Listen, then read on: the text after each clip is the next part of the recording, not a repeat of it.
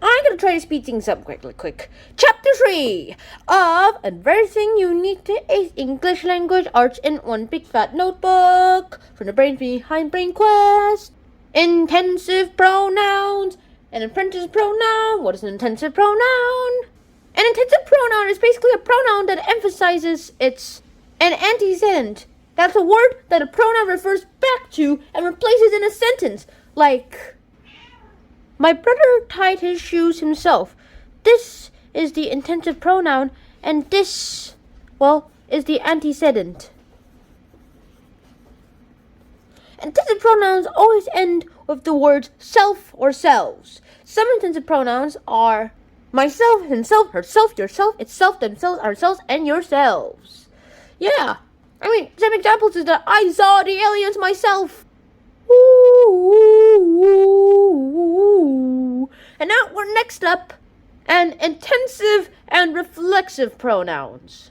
Now that we've already talked about intensive pronouns, let's go ahead and talk about reflexive pronouns. A reflexive pronoun is a pronoun that refers to the subject of the sentence, clause, or phrase in which it stands. The subject, the clause, or the phrase that in which it stands. And that's how it works. So what's the difference? If you take a reflexive pronoun out of a sentence, you basically change the meaning of the sentence. Like, she made herself a green dress.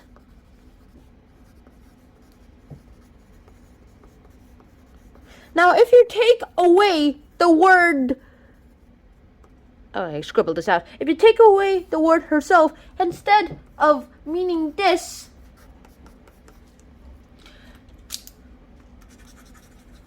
you will basically end up with meaning this. But however, if you take an intensive pronoun of a sentence, the meaning will stay the same. She herself made a green dress, or she made a green dress.